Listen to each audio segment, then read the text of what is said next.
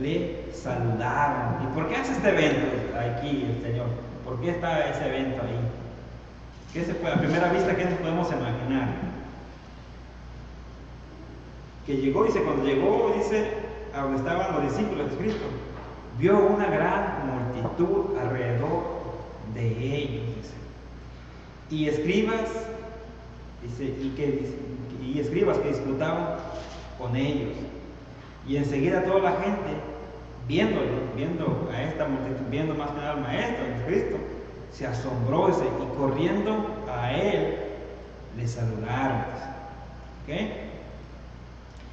Él les preguntó, o sea, Jesucristo les preguntó, ¿qué disputáis con ellos? ¿Por qué están hablando con ellos? ¿Qué argumentan con ellos? Con los escribas. ¿Qué están alegando? Si bien se sabe, en aquel tiempo ya había doctores, ya había personas que practicaban la medicina, no como hoy en día, todo sofisticado, todo. Ya había curaciones. El aceite de olivo era pues, ¿cómo podemos decirle? El aceite de olivo era una medicina, se untaba. Ya ven en la carta de Santiago dice que uno debe de orar y debe poner, también ungirlo con aceite, hablando de aceite de olivo, y otros remedios que había en aquel tiempo. Pero yo entiendo, está bien, Dios inventó también la medicina, todo eso, pero también aquí había unos doctores de la ley, unos doctores que sabían cómo dirigirse a los enfermos, cómo llevarles, cómo exhortar, cómo agarrar esos problemas y sacarlos y ponerle un remedio, por decirlo así. Es lo que es la palabra del Señor. Dice que la sana doctrina. Y dice que disputaban con ellos. El verso 17, ¿qué nos dice? Y él respondió, uno de la multitud, y dijo, ¿okay? Maestro, traje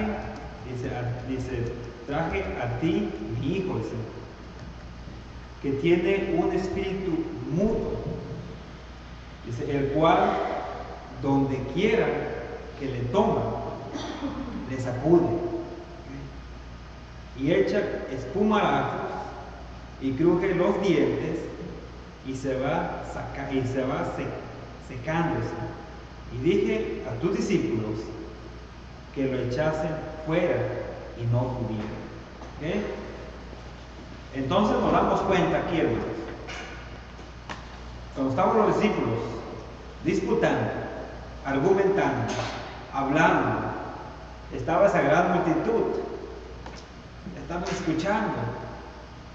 Mire, los discípulos ya estaban haciendo esa obra, estaban queriendo sacar ese demonio, ese espíritu, pero no podían.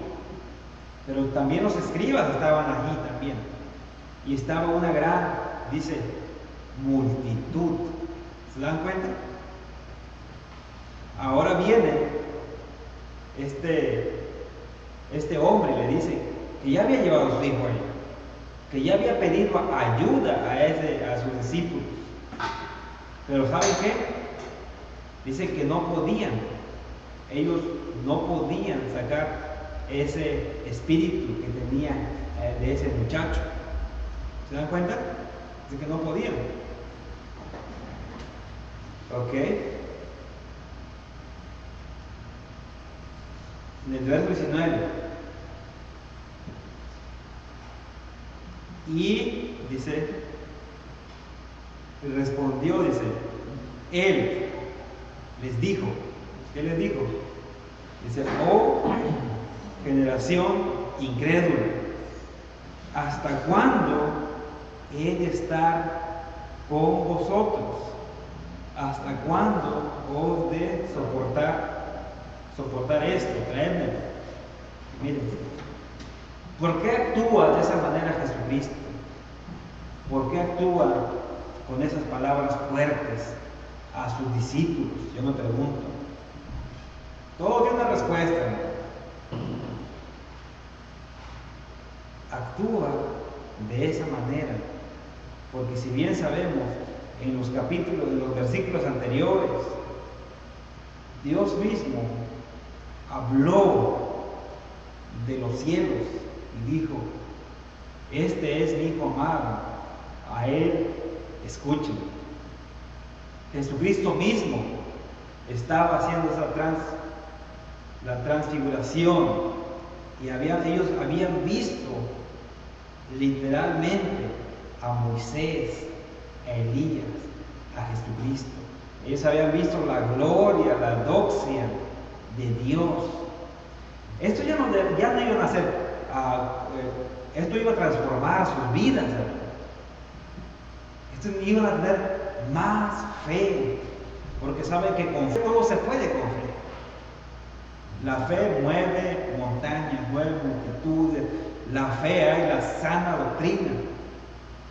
Pero ¿qué pasa cuando les llega la primera prueba de este joven, este señor que lleva a su hijo endemoniado,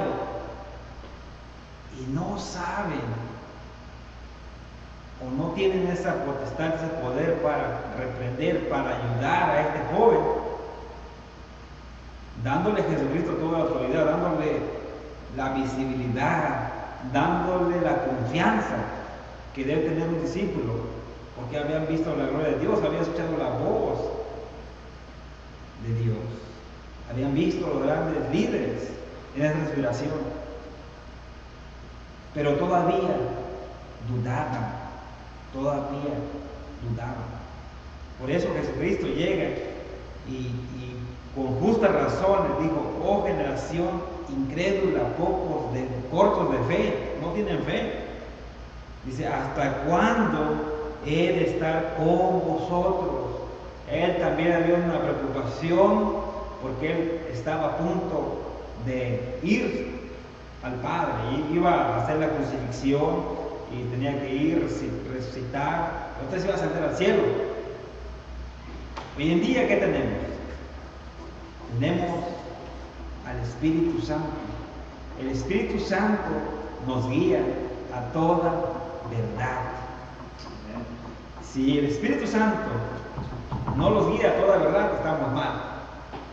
Si el Espíritu Santo, en vez de que los guíe a la sana doctrina, en vez de que los guíe a volver, como que dice, a cobijarse de la salvación, a cobijarse de la enseñanza de Cristo, de que Cristo ha sanado todos sus pecados, ha sanado, ha limpiado, ha removido toda la maldad, toda la basura que tenían en sus vidas, la grasa, ¿no han visto los trastos que tiene grasa?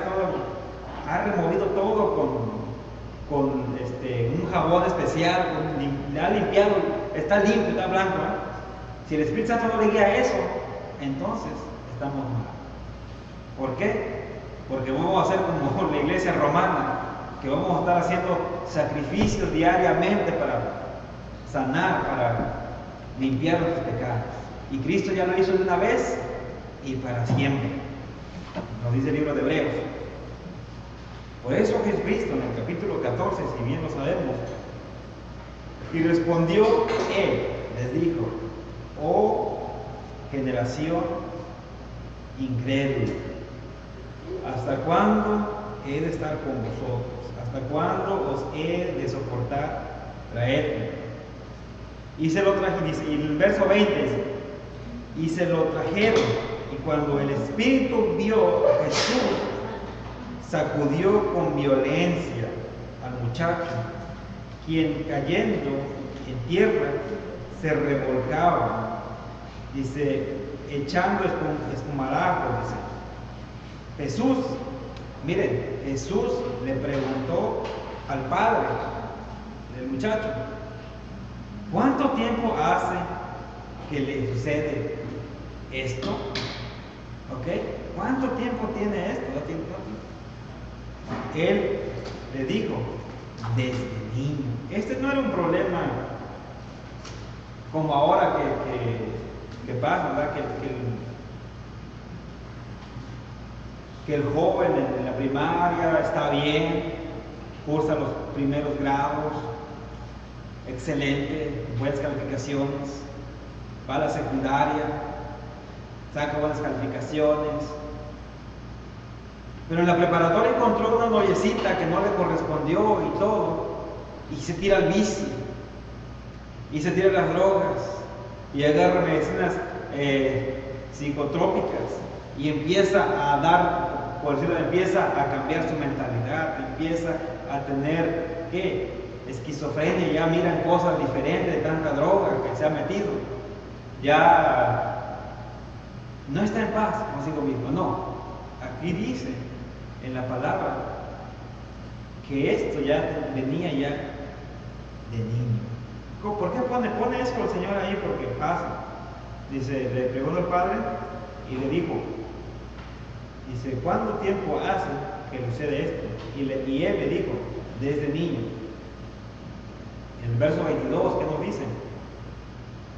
Y dice, y muchas veces me echan en el fuego y en el agua para matarla.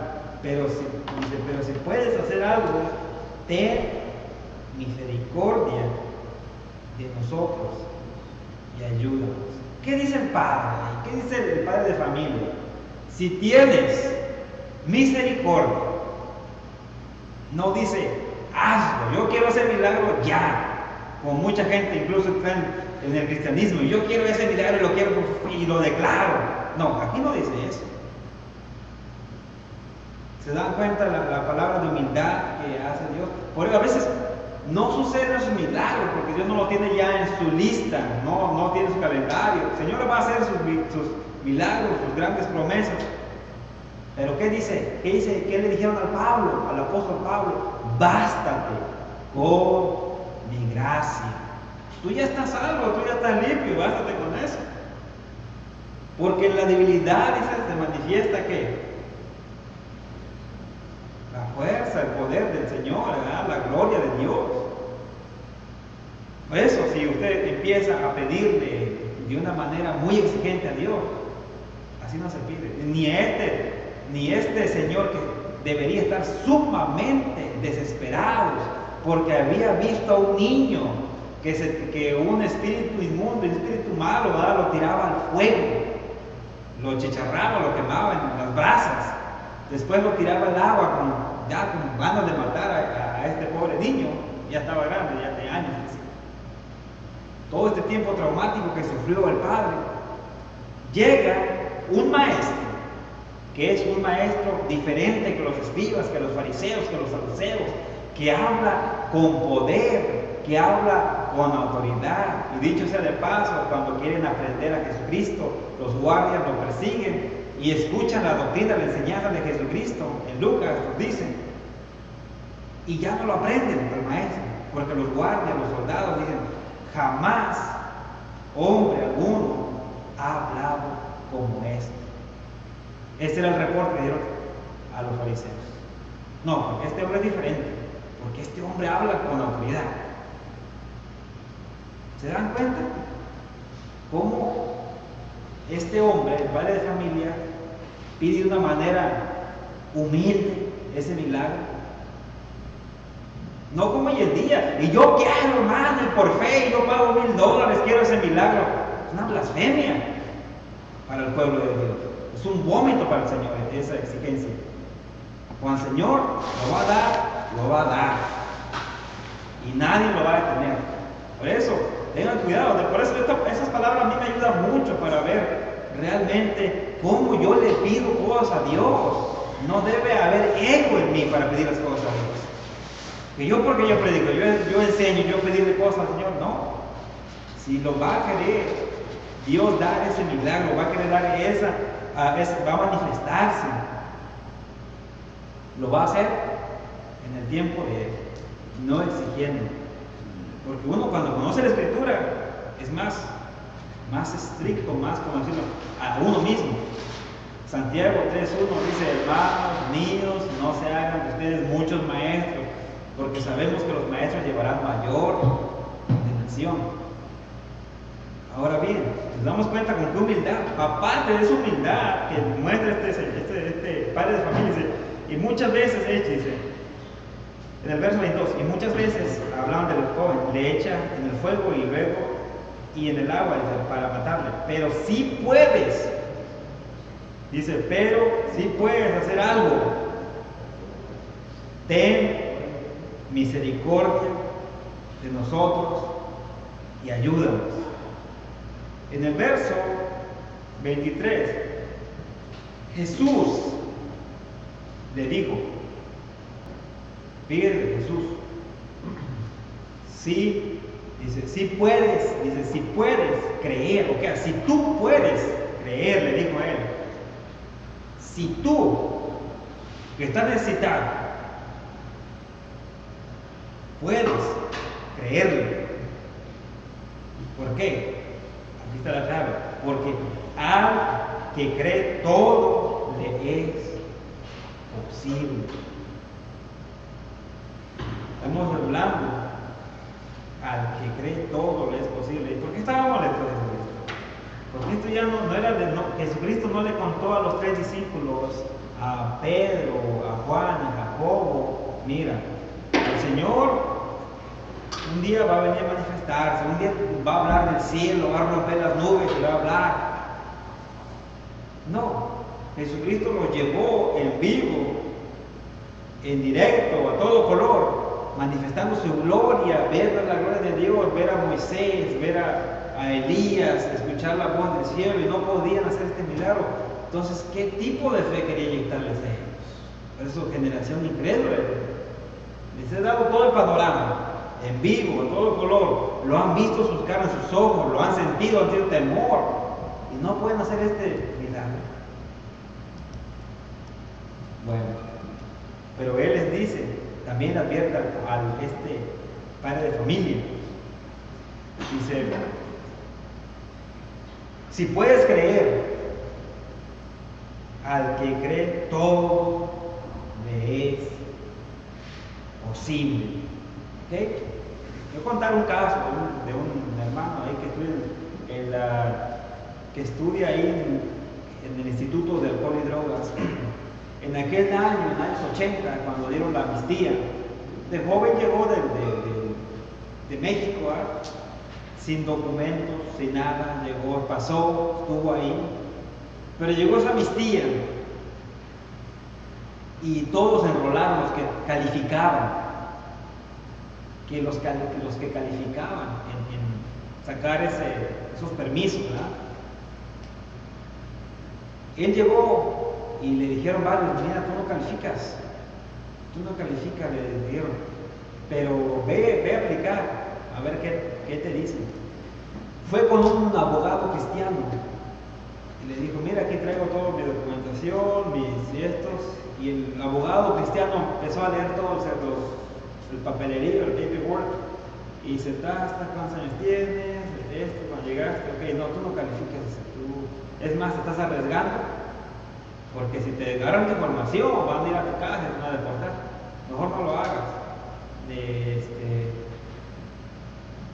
Ok, muchacho, yo estaba joven, muchacho, yo veo que tú tienes ganas pero no te van a hacer, no te van a dar los permisos ni nada, porque tú no calificas, pero te lo voy a hacer gratis, porque yo sé que no te van a dar los documentos. Bueno, el muchacho se fue a su casa. A los pocos meses le llegó una carta de que estaba aprobado, lo habían aprobado, y siendo abogado cristiano con fe, y le dijo, ¿sabes qué? Tú no lo han aprobado. Pero mira, el muchacho creyó. No van a ser los abogados que van a dar ese beneficio, va a ser, si Dios quiere, va a beneficiar. Llegó el muchacho y se quedó espantado, licenciado, mira, me llegó esta carta, está mal esta carta, ¿por qué me llegó esta? No, muchacho, felicidades, te aprobaron. Dice, ay, discúlpame, pues yo pensaba que no te iban a aprobar. Oh, hermano, ¿usted no tiene fe o qué? Eso es de fe, de creer. pero de un espíritu, como que dice, de humildad. De humildad. Porque dice más adelante, en el verso 24, dice, inmediatamente, dice, el padre del muchacho clamó y dijo, ¿qué dijo? Creo. La palabra creo. Dice, ayuda mi incredulidad. Muchos son incrédulos todavía en el día de hoy. Que decían, no, nunca va a pasar la ley de Roma, que nunca va a pasar esa ley y que esto. ¿Quieren ver por qué pasó este tiempo? Yo lo sé por fe. En 2013 no iba a pasar nada. 2013 para los satanistas, para toda la gente que tiene supersticiones, el 13 es malo. 2014, primera hora, se aprueba, que no es un número malo para la gente incrédula, la gente está con Satanás. 2014, enero, prueba esta ley. Fe, yo creí en la palabra. ¿Qué me está dando? Un resultado en futuro, porque yo he creído. Cuando tú interpretas bien la palabra, el Señor te va a decir 15 años adelante, 10 años adelante, pero interprétala bien, mira, créala. Pasa. Por mis fuerzas no, el Espíritu Santo que te va a guiar. Lo que estamos viendo aquí. Y estamos hablando porque estamos casi ya en el día de Halloween, por eso estamos hablando de supersticiones y todo. 13 número malo.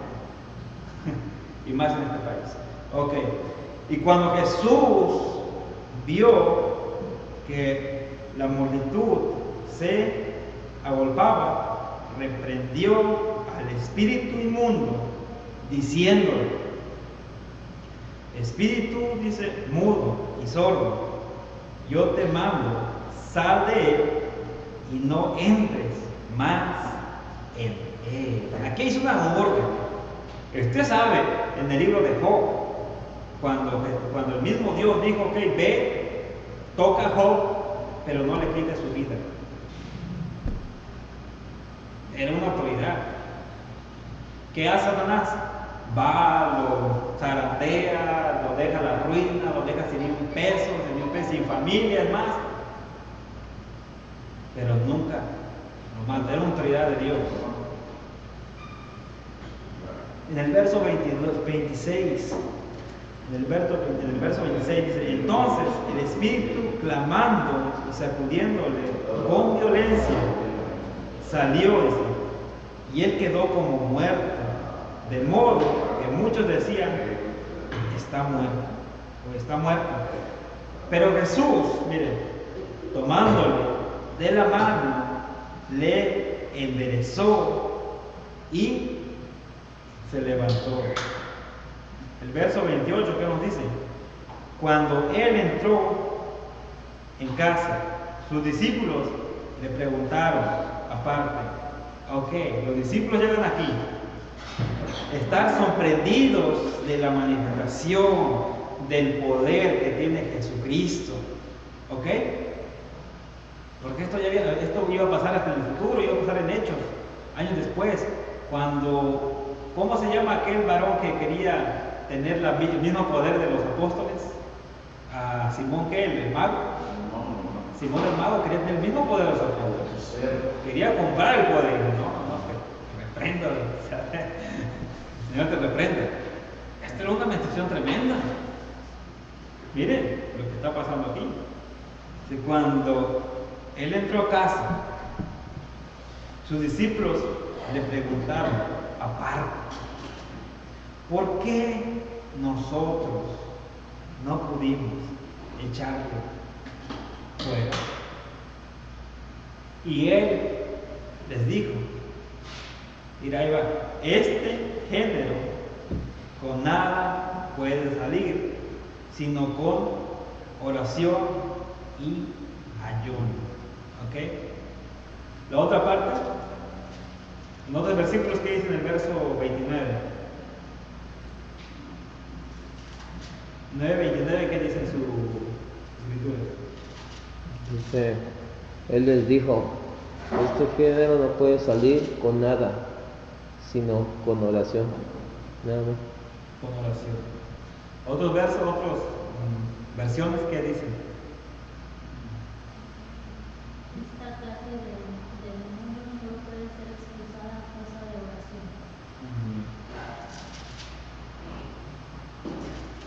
Miren, vemos esto claro. Hay textos que diferencian, hay textos que nos dan otra luz, pero en sí, el texto que nos dice aquí, en otras versiones dice que este género no puede salir más a fuerza de oración. El ayuno que agrada a Dios, ¿y qué es? Compadecerse de los demás, llevar un alimento, llevar a visitar a los enfermos, darle un soporte a las viudas. Ese es el verdadero ayuno que le agrada a Dios. No estar sin comer 30 días y estar ahí sufriendo, por eso agarran todos los intestinos, no comer. No, hacer la buena obra con fe. Y la oración, yo entré con esto, es muy importante, hermanos. La oración, una vida de oración. Y no estamos hablando de una oración de 3 horas, 1 hora. Estamos hablando de una oración de fe, bien centrada en las cosas de Dios. Hay 2 tipos de oración. Una oración que se hace en público, donde tú expresas lo que los hermanos, sus necesidades, miren.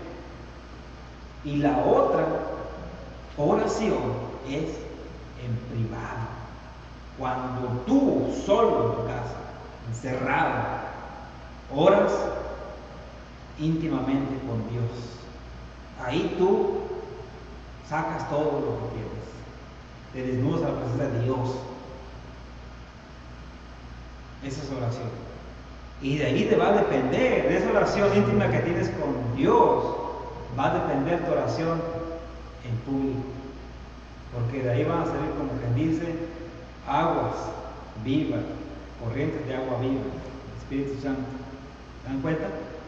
Pero en sí, la oración, lo vemos aquí, es muy importante. Porque ciertamente el ayuno dice, ¿qué dice el ayuno? Que mata la carne.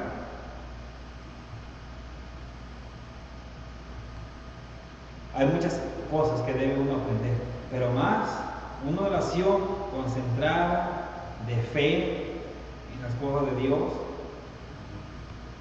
Y eso es lo que vemos aquí. Yo quisiera, si ustedes tienen una pregunta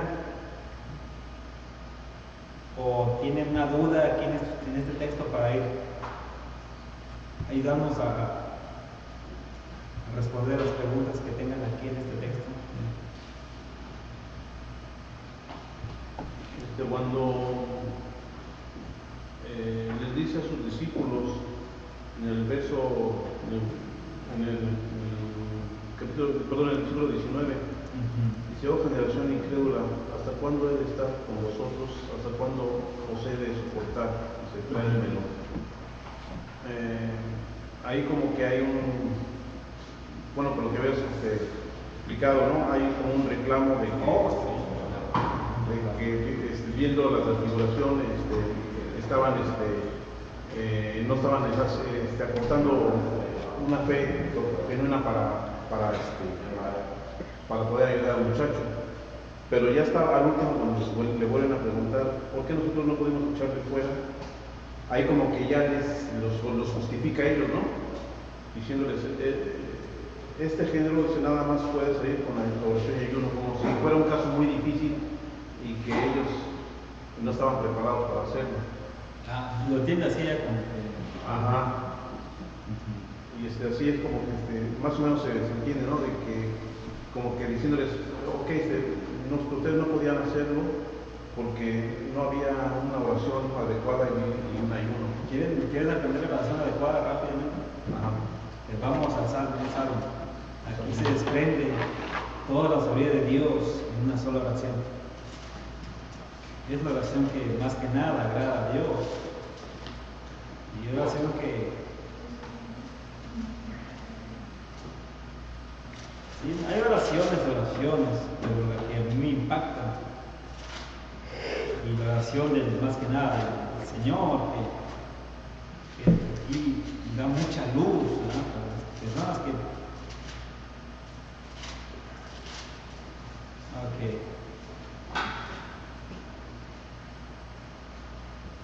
¿qué versiones tienen ustedes? Bueno, hay una versión aquí mismo. Yo la oración es de oración a oración. ¿Okay? La Valera. La Valera. Bueno, aquí tengo la Reina Valera. Vamos a meter la Valera.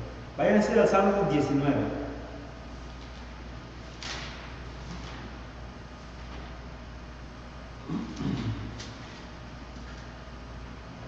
La palabra de Dios, y fíjense, vamos a interpretar este salmo.